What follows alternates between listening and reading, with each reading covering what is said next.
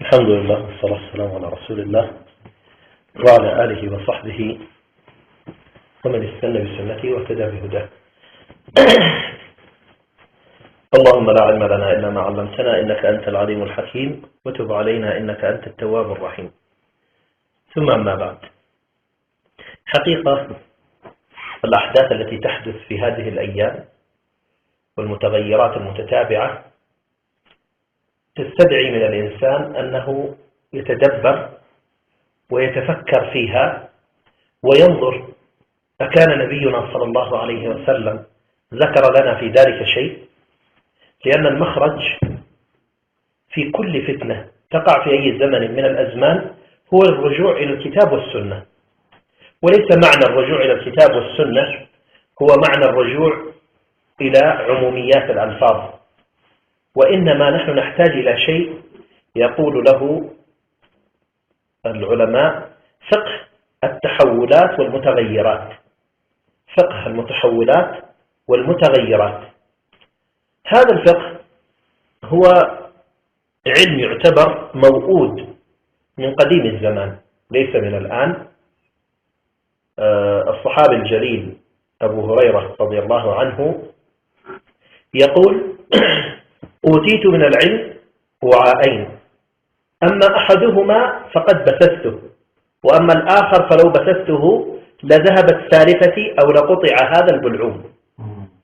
المقصود من هذا أن هناك علمين: علم بالفقهيات والأحكام والعقائد، وعلم آخر الذي هو يخص القرار السياسي والنبوءات المستقبلية والشخصيات الميدانية الحاكمة وغيرها. هذا العلم من خاض فيه فعادة يتعرض إلى القتل أو السجن أو التطريد، وهو معنى قول أبو هريرة رضي الله عنه: لذهبت سالفتي.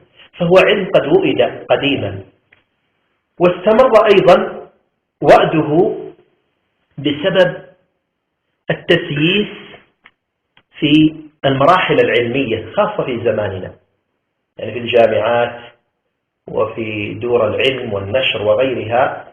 دخلت بعض الفرق العالمية كالماسونية وغيرها، فحاولت أن تسيس هذا العلم وتسيره وفق منظومة معينة هي أصلا من بداية أمرها تجري على هذا التنظيم والترتيب من أجل أن تصل إلى هدف هي ترسمه، وهذا الهدف هو مخالف للهدف الذي قد رسمه الله عز وجل، وهو كمثل ما ذكر الشيخ خالد سابقا أن اليهود ذكر الله في التوراة: إني يا إبراهيم جعلت النبي الأخير من ابنك الذبيح البكر.